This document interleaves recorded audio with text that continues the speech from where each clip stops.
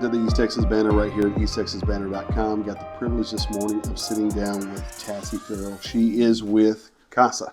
Yes. Did I pronounce your name right? Yes, you did. Thank you. Yes. Awesome. Sometimes it's a little hard. So I know nothing about CASA outside of what we've discussed a little bit here this morning. But tell me a little bit, kind of give me a snapshot, because I think people have heard of CASA. Some people haven't heard of CASA. What is CASA specifically? CASA specifically stands for Court Appointed Special Advocates. Okay. And our program is specifically CASA of the Sabine Neches Region, Advocates for Children, Inc. We cover 6 counties from Orange all the way to Sabine and everything in between. I'll just kind of go into that. Sure. Which county is Orange, Jasper, Hardin, Tyler, Newton, and Sabine. Okay. We cover that whole region area. Okay. So tell me how you got involved. Okay. So my family, we originally were living at the lake at Toledo Bend at the time, way back in 2006. Mm-hmm. And a good friend of mine from school, she would come and visit regularly, and she was like, hey, why don't we go to a class on a Saturday for CASA training? And I was like, what's CASA? Right. And I was like, and it's Saturday. Yeah. And so she said, well, it's Court Appointed Special Advocate. And I was like, well, okay, well, I'll try it. And so the first day I went, I remember the location of where it was off of 96 in Jasper. Right. It was just the secondary office to our main Orange office. And it was just a little room, just basically, it had a conference room, then it had in the back, and then it had just kind of like a little entrance room for the receptionist. Gotcha. And so there was about maybe 10 of us. And we were given this big, thick binder, probably, I don't know, like 3 inches. And she was like, okay, you need to read this when you get home, but we're going to watch videos. I'm pretty sure it was like on VHS. Okay. For those of you that still remember what those are. Yeah. I'm not trying to show our age. But anyway, so after that first training day, I was hooked. And I was like, oh my goodness, like we can help make a difference and an impact in a child's life in this way. Right. I was like, absolutely. And so I volunteered for a little over a year or so, and then left. And so we were still at the lake, and we ended up relocating to my family farm in Muna. Okay. And at that time, I started working at Holiday Inn Express and Suites, and I was a guest service manager. I had received an email. This was like 2016, the very beginning, and the email was from CASA, and it was from my old email that I kept. And I'm like, oh my goodness! I'm like, they need volunteers. So I was like, okay, well, I want to volunteer. I want to get back involved, and it's always been embedded in me. Sure. With the training that I had, everything has just been there. And so when I went in and I did the training, it was there. I remembered everything from when I originally had it in 2006. And so my heart's always been to help families. And so I volunteered, for that portion of it.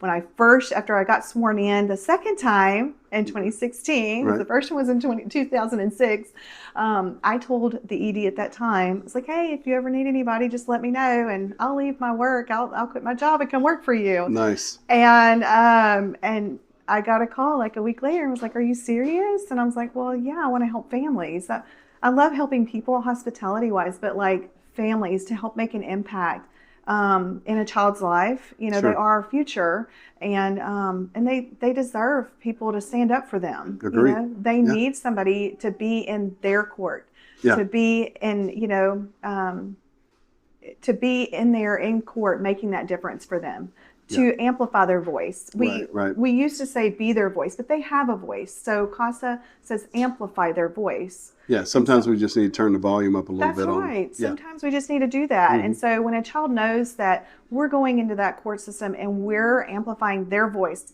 making sure their needs are met, making sure that if there's any recommendations they're brought forth to the court, it helps them to start the healing process. Yeah. Because they know that there's somebody in there for them. Yeah, no doubt. Okay, so let's break it down just a little bit. Sure. Okay. If I'm sitting out here and I'm hearing about CASA for the first time, you guys advocate on behalf of the child. That's correct. So And that has to do, it's all the way around the horn, Right. really. Yes, Yeah. we advocate for all, advocacy for all. Okay. So, yes, so the Texas Family Code 107.002 requires that a child, when they enter into foster care, are appointed a guardian ad litem. Okay. And that is to represent their best interests. And that's where you guys come in. That's where we come in. Okay. So we are a guardian ad litem.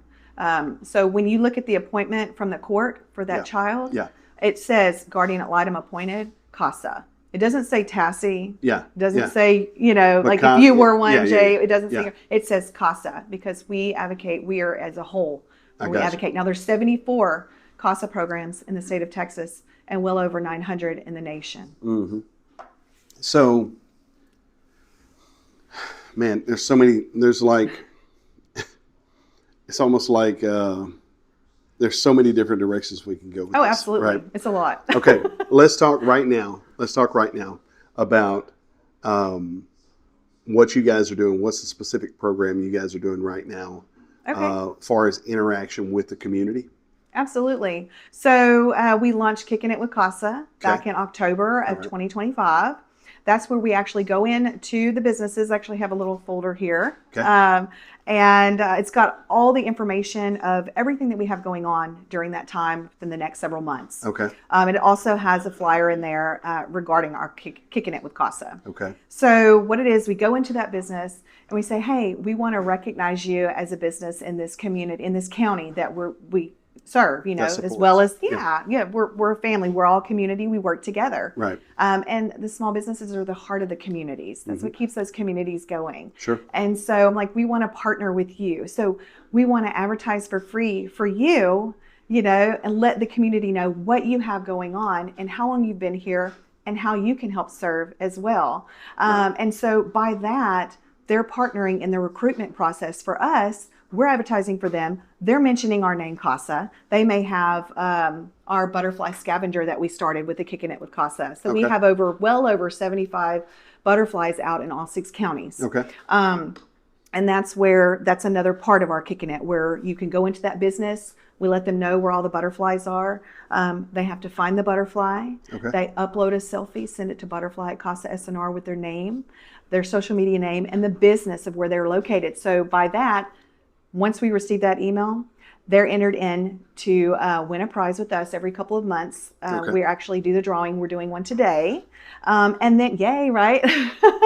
And then after that, we're going to recognize that business. Hey, so-and-so saw a butterfly. They found a butterfly in this business, Make sure and go in and try to find the butterfly. Sure. So it's helping that business in that area too. Now, we didn't stop there. So we made it a small competition between all of our businesses in each county with our Kicking It with CASA. So what that entails is you can earn points for doing different things for us. So by holding this butterfly scavenger in the Kicking It with CASA program, you get 5 points. By carrying a sign that we have, a frame that we offer for free, all of this is for free, you get 10 points. By recruiting an advocate, it's the top number 1, you get 30 points per advocate you recruit. So by getting those points, you get those points issued to you once that advocate has been trained by me and my recruitment teammate, Sheila McGarity. Okay. Once they're sworn in, they're issued 30 points. So, but we didn't stop there. So obviously we know it's a competition, right? You got to have some kind of a recognition. So we're going to have a recognition in the month of November. We actually have the secret location already. We already have it. So yeah, I've got to keep it silent right now, but it's exciting. It's going to kind of be in the center of all 6 counties. Okay. And we're going to recognize the top 2 businesses out of each county for helping and partnering with us by just getting our name out. Okay. Letting the community know we need you. We could go in and go different routes. I could tell you how many hours it takes for training, but I will tell you, So you have roughly around 36 to 38 hours of training. Okay. That includes court observation as well. Okay. And we do 16 online, virtual, so they can do it on their own time at home through our CASA College. And then they come into our classroom, either in Orange or Jasper or another location, like where we're at here today in Hardin County. And we do the additional training for that. So the day they're sworn into the court, they'll receive at least an hour to 2 hours of court observation. Then we hand them over to the supervisor, and they'll always have a supervisor that will oversee them while they're working the case. Okay. On a monthly basis, they stay in contact with their supervisor. So I'm trying to think. Okay, so yes, so they're fully vetted. Obviously, you'll have your clearance. You'll be fully screened through nationwide background, name base, and as well as CPS history. Okay. So yeah. Awesome. Tell me what the need is. Oh my goodness. So we're always looking for volunteers. Mm-hmm. The main need with our program is we've continuously, we continuously get new cases in. Mm-hmm. Typically we get more cases in the summer and in the winter because it's break time in the summer, unfortunately, and Christmas time. Yeah. And that's from financial strain and so forth. And right. So we usually see a increase in cases. Why, man, it almost seems like unless you're in or around somebody who fosters, right, or is looking to adopt, mm-hmm. It's a different world. It almost seems like this is like a different part of society. Right. Does that make sense? So no, absolutely. It almost feels. I mean, it almost feels like, it's kind of an out of sight, out of mind thing. Mm-hmm. And I guess my question is, we lived up in Southwest Oklahoma for a while, mm-hmm. and the next town over had like an orphanage. Yeah. And I'm going, what is going on? Right. What's happening? Exactly. And so, I mean, I guess I'm speaking to my own ignorance in the process, mm-hmm. or my own disconnect in the process, right? Yeah. But I don't feel like I'm abnormal. You know what I'm saying? And so I don't feel like I'm abnormal from the standpoint of, most people aren't thinking about foster care unless they get that thing that you got, right? Whenever you initially encountered CASA. Right. And they start thinking, you know what? I think we really need to do this. Or unless they're affected immediately from family or friend. Exactly. Yeah, so, and then its eyes are opened. Oh my goodness, this is actually happening. Oh my word. Yeah. So, okay. So you need volunteers. Yes, we need volunteers. The more volunteers we have, mm-hmm. when cases come in, the more cases that we can appoint to the volunteers, and then it helps the program continuously grow. Okay. And we can take on more staff to be able to take on the additional caseload, and it goes forward like that, Right. And to be able to continuously help and meet the needs of the children. So now the cases they're always covered by supervisors if we don't have a volunteer. Okay. So yeah. So if we're talking about the need of volunteers, mm-hmm. if I volunteer, mm-hmm. how many cases do I have to put up with? Or how many cases do I have to deal with? One. It may have one child, it may have multiple children. They may be in one location. They may be separated in multiple locations. Okay. But you're going to see that child on a monthly basis. Okay. In their placement, you're going to visit with the caseworker, which would be the CPS, which we're contracted with Texas Family Care Network. Right. So that's the caseworker there. Yeah. And they're completely separated. Like we're not affiliated in that way. We're a third party, CASA is. Right. But we all work together. Yeah. So you're going to stay in contact with that caseworker, with the child's placement, your CASA supervisor. You're going to make contact with the parents on a regular monthly basis, as well as every few months you're going to make sure you're staying in contact with your legal aspect, which is the attorney ad litem for the child, and also the medical advocacy part. You're going to make sure and stay on top of all of that throughout. Advocacy for all is basically. Gotcha. So we were talking earlier before we got on the interview about the abuse and neglect. Yeah. And what are the numbers on that? So if I'm remembering correctly, there was over 100,000 allegations, basically call-ins. Okay. And then there was 51,985, I believe. I could be wrong, but that were found. For child abuse and neglect. 51,000 out of 100. 51,900. Out of 100,000. Mm-hmm. Yeah, so that's over half. That's just for those that were called in, and which is probably 100,000. Right. And so for 2025, we lost 125 children in the state of Texas due to abuse and neglect, not from accident, not from illness. This was found abuse and or neglect. 125. Okay. There's an obvious need. Oh, yeah. So if there's a business out there and they want to get involved with you and they want to help promote what you guys are doing with CASA, Yeah. How do they get in touch with you? So they can call me directly at 409-888-2484. They can call Sheila McGarity, my teammate with recruitment and retention. Okay. Her number is 409-888-2483. Okay. Making sure I remember that. Right. Or you can reach out to our office manager, Brandy Smith. Our main office number is 409-886-2272. Okay. And as well, if you would like to volunteer, It's a volunteer, or become yes. a board member, we Yes. also have a need for board members as well for those in the community. Okay. You can go on our website. It's www.casasnr.org. Okay. All right.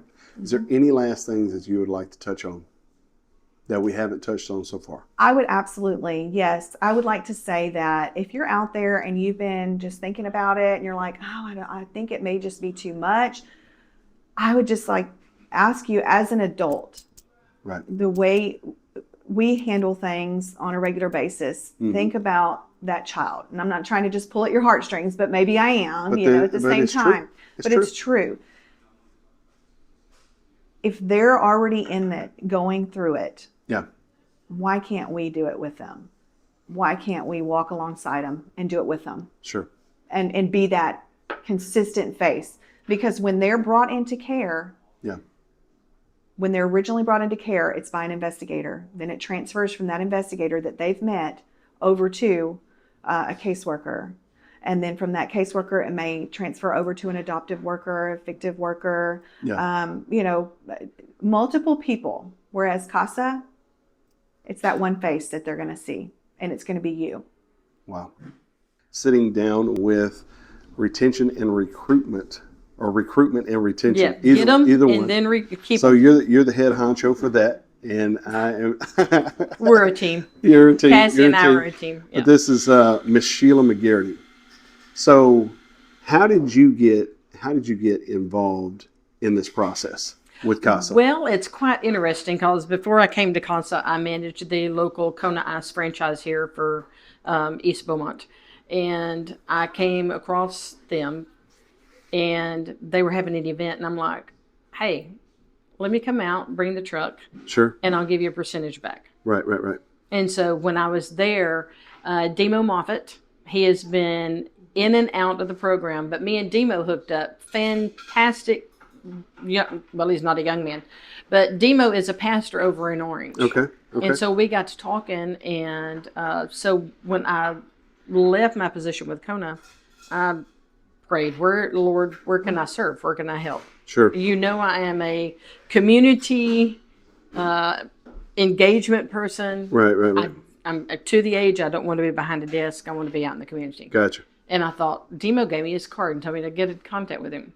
So if it wasn't for Demo, that's where my inlet to CASA, the Sabine Neches Region, came. Awesome. So tell me about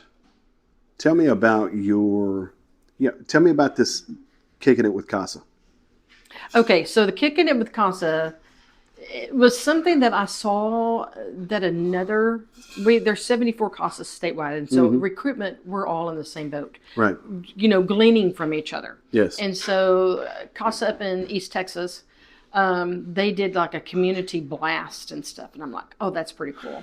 And so I took notes, and I'm like, how can we expound? Because what may happen in, Travis or Harris or these they're inner cities. Right. We're rural. I mean, a lot of people think that we're in Beaumont, but Jefferson County has its own CASA. Sure. CASA of the Southeast Texas. We're rural Southeast Texas, where we cover Orange, Hardin, Tyler, Jasper, Newton, and Sabine. Or as Tassie said, from Orange all the way up to Sabine and everywhere in between. Sure. We're rural. Okay. So, it's harder. Yeah. I'm sorry, it's hard. You have to get and be a face in each of the communities that you live in. You told me you're from Buna. I mean Jasper. Yeah, I graduated from Buna, but I live in Newton. You live in and I do a lot of time in Jasper. So what do you think when I've told our ED this? I said, look, I've got to get in the community. You want me to recruit? Right. I need to be in the community because community people. Well, we moved to Koontz in 2003. Okay. And even coming to pastor a church, Yeah. you're an outsider. Yeah. You weren't born here. Sure, You're an sure. outsider. So Yeah. even when you're recruiting, you got to get in the community. Yeah, no doubt. They've got to know you, and it's amazing where you get in the community and they still don't know who CASA is. Yeah. Yeah. I mean, That makes me think we failed somewhere. Well, I just think this. I think it speaks less to failure and more to potential, because on my end of things, I wasn't really familiar with CASA. I had heard kind of through the grapevine. I've touched some people who had been kind of around the CASA universe, if you will, and but never really kind of dug in. Right. Because I get it. I didn't understand what CASA actually was. It was just kind of this, in my mind, it was just kind of sitting out here and they do something cool, but I'm not sure what it is. And so, Right. So the thing is, this advocacy part is a big deal. I first, I talked with Miss Barnett up in Jasper County, Yes. and she said, okay, I've got to get you connected because, and I appreciate that, because there's, people need to know that there's a need out here for these foster kids to have some level of consistent connection Right. for help and advocacy, right? So what specifically, if you're looking for a volunteer, what's kind of some criteria that a volunteer would have to, I mean, I know sometimes you go in, you fill out an application, by the time you get done, you feel like you just bought a house. But what are some of the criterias for an advocate? Well, I think an advocate's just like my husband as a pastor. It's a calling. I think paramedics is a calling. Sure. Being an advocate is a calling. Right. Because not everybody can do it. I mean, you've got to have a heart. You've got to have a passion for it. And when the going gets tough, you can't retreat. Yeah. You've got to stay in there because that child is connected with you. Right. You've got to be ready to stay and dig through it. I've had a lot of people say, well, first of all, I don't have time, or I just don't think I can do it. I just don't think, I would want to save them all. I said, look at it this way. Come in with that heart of wanting to change, but one case at a time. Yeah. Make a difference one case at a time. Yeah. And if you get through with a case that just totally took like we talked about earlier, the middle, take a break. Say, I need a 3-month break. Give me about 3 months, and then I'm going to be ready for another one. Yeah. So Okay. So when we talk about cases, all right. So when somebody goes into the foster care system, then CASA kind of comes alongside and pairs up with a child. Am I understanding that correctly? Well, it's like Tassie said earlier. Once children are removed from and placed in the system, Right. the judge, every child has a guardian ad item. Gotcha. And that's who we are. That's why all of our advocates go through the vetting, go through the training, Sure. and they are ready to serve the children in foster care. Okay. I mean, every child in foster care gets a guardian ad item, and we're going to stand by that child. You've got to get them to trust you. I mean, it's they've a lost relationship. that. It's that a you're building. relationship. Yeah. So if when you say dealing with a case, so say the child is taken out of the original home and placed in the foster care system, and then the court appoints the guardian. Yes. I'm just trying to see if I understand it correctly.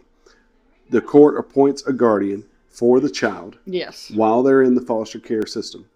So at what point is a case closed?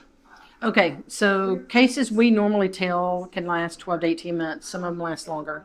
But the case is closed once the judge deems that the children can go back into a safe and permanent environment. Okay. Whether that be reunified with their parents, that's what we're aiming for. Okay. Is we would love to have families reunified. Sure. But the judge gives them service plans.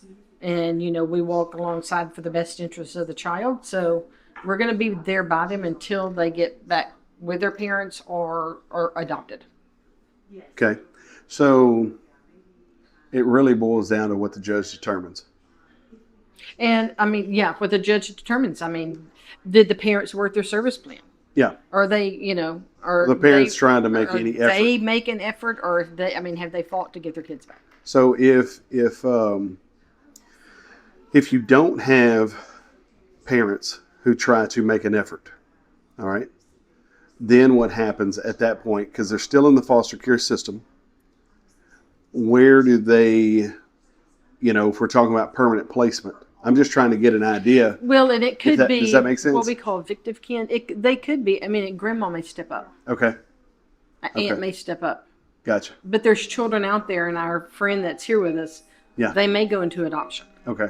There are people out there that's going to love those children. Sure. And sometimes even what we were talking about, if they're school-age kids, yeah, it could be a teacher. Right.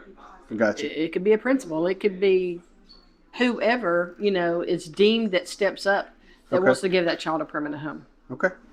Is there anything specifically that you want to touch on? Okay, so I'm going to go back and talk about community, because that's where my heart is community engagement, because it takes awareness and it takes a village. We all know that it takes a village.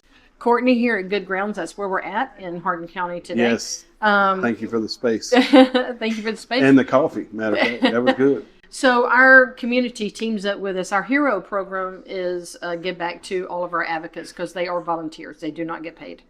So the HERO program is where the community can give back a percentage. Like, for instance, they could get all of our advocates come in, show their badge, and they can get a discount on whatever. Okay. Here it's coffee stuff, But one thing to touch on too is we are nonprofit. Okay. And so our organization is 70% grant funded. Okay. We are 30% community. We Supported. rely 30% upon the community to support us. Right. And so in order for these children to have the advocates that they need to stand beside them, we need the community's help. We need the community to step up and help us. Okay. So if there's a business out there and they want to help and they want to support in that way, what's the best way to do that? They can go to our website, click the donate. Click the donate button and call it donate, back. which is very simple and easy. Pull out all your credit cards and just start going. Go to the website, go to the Facebook page, very in your face, donate. So when you talk about the Facebook page, how is the Facebook page designated for you guys? Because I know you talked about there's a CASA down in the Jefferson County area. Well, when you see a lot of times me and Tassie will say CASA SNR. Instead of saying, hello, this is CASA of the Sabine Neches Region. You're going to be 10 minutes in conversation before you get to Sabine Neches Region. So we just say CASA SNR. Okay. CASASNR.org. Very cool. Any last statement for people listening? Okay. Again, community engagement. It takes a village. Don't be afraid. Yeah. And then I think a lot of times people just turn us off because they think we are CPS. Yeah. We're not CPS. I wish people didn't have such a bad experience, or once you say it, I wish they didn't, because there's some great caseworkers out there working their hearts out. Sure. And they're working, as I say, we're underpaid and overworked. Gotcha. They are. They're trying their best. Am I saying that there's not bad apples? There's bad apples everywhere. Sure. But there's people out there working for the kids that need support. So if you're a business out there and you are listening and you want to support what CASA is doing, 30% of their budget comes directly from the community. Yes. So they need to reach out. CASA SNR on Facebook, I guess. Yes. Also, Facebook, LinkedIn. I work all social media. I'll answer you anywhere. Anywhere. Sitting down with Lena Brooks. She is with Pathways Youth and Family Services. Did I get that right? Yes, sir. Okay, cool. Tell us what Pathways is about. So Pathways Youth and Family Services is a child placement agency. So what we do is we recruit foster parents or kinship caregivers, which are people that know kiddos in foster care. It could be a teacher, a neighbor, or a family member. Okay. Somebody that knows that person or that kiddo in foster care. What we do then is we recruit. We help people get licensed as a foster home. Okay. And then we maintain that home in licensure throughout while they have placements of children in foster care in their home. How bad is it? To get licensed? No. How bad is the foster care need? Oh, it's in our region alone. I would say about 2/3 of our kids that are removed in our region, Region 5, are moved to another region. So Okay. the goal is to keep kiddos within the same county they've been removed from, Okay. and or an adjacent county. And so some data that was pulled in October of 2025 suggests that there's only, where is it? Oh, there's 322 children placed out of their county, Okay. out of 377. That's insane. That's a lot. That's wild. So, how did you hook up with CASA? I've always been an advocate for CASA. I have a long history of working with CPS and in social care and in foster care before being with Pathways. Just so happened when I started this position, I went to a Silsbee Chamber of Commerce networking meeting and met Miss Sheila. Shout out Silsbee Chamber of Commerce. Silsbee. We also have a foster information on Silsbee coming up too. I'll talk about later. But Nice. yes, so I met Miss Sheila, and I got this idea to start doing foster care informational meetings, and I wanted to pull CASA in because I felt that people were falling through the cracks somewhere. Okay. They might have been interested in becoming a foster parent, but then they will learn what it's about, and they're like, oh no, that's not for me, and just okay, I learned about it, but then it searched other ways to get involved. Sure. And so I thought us teaming together would keep people from falling through the cracks. Maybe somebody learns CASA isn't for them, but maybe fostering is, or vice versa. And so we just want people to get involved in the foster care community, however that fits them. And there's other avenues to get involved too, like there's Bikers Against Child Abuse even. There's Sure. something for your niche to get involved in the foster care realm. So, we were talking a minute ago about there's over 400 children since October of 2025 that have been pulled from the situation they were in Yes, sir. and put in the foster care system? Yes, sir. That's some. Wait.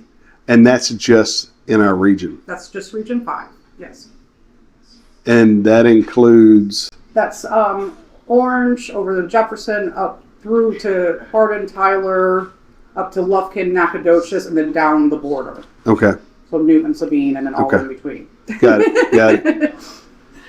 I like that. So if somebody's out there and they're interested in potentially fostering, how do they get a hold to you? Okay, so we have our website. It's pathwaystx.org. And then I'm constantly doing the foster care informational meetings in different counties in the region. So I try to be in a different county each month. Our next one is in Silsbee on July 22nd. It's a Wednesday, and it'll be from 9:30 to 10:30 at the Silsbee Public Library. Very And cool. I'll have treats and coffee. And if you just want some information or want to ask some questions, it'd be a great place to just come and get that. Or I also go through an orientation slide so that you can learn more about what becoming a foster parent is, the Sure. requirements, and then, also our numbers of why it's needed. Yeah, no doubt. You guys on social media, right? Yes, Okay. So they can also reach out to you there On or see Facebook. you in Silsbee, absolutely. right? Yes. So anything you want to touch on that we haven't talked about so far? I know the numbers are kind of crazy. The numbers are to me. crazy, and I'll email those to you. But it's just, it takes a team and it takes a community to take care of these children that are in foster care. They're in need. Yeah. And they get a blind eye from a lot of people. So if it's touched your heart at all, or if you've thought about it at all, just come get some information, see what it's about. No doubt. No doubt. It doesn't cost anything for an hour. Exactly. An hour for education and maybe a change of a lifetime. Absolutely.